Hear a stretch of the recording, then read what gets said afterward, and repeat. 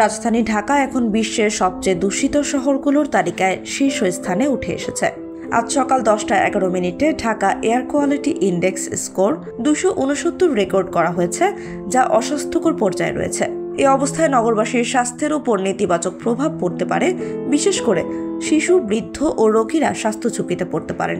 আজকের air quality index অনুযায়ী বিশ্বের সবচেয়ে দূষিত শহরের তালিকায় ঢাকার পর দ্বিতীয় স্থানে রয়েছে ভারতের দিল্লি, যার AQI স্কোর 252। তৃতীয় স্থানে রয়েছে চীনের উহান, যার স্কোর 214।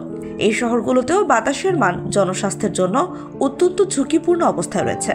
ঢাকার বাতাসের দূষণ বাড়ার মূল কারণগুলোর মধ্যে রয়েছে ইটভাটার ধোঁয়া।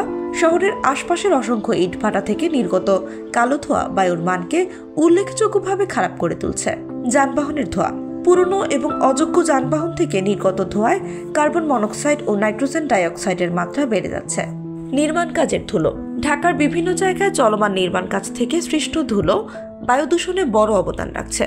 এই পরিস্থিতি থেকে বাঁচার জন্য কিছু কার্যকর পদক্ষেপ গ্রহণ করা যেতে পারে, যেমন ইটভাটাগুলোতে আধুনিক প্রযুক্তি প্রয়োগ।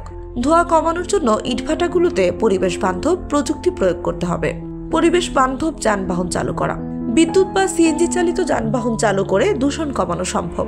নির্মাণ কাজের নিয়ম মানা, নির্মাণ কাজের সময় ধুলাবালি নিয়ন্ত্রণে যথাযথ ব্যবস্থা নিতে হবে।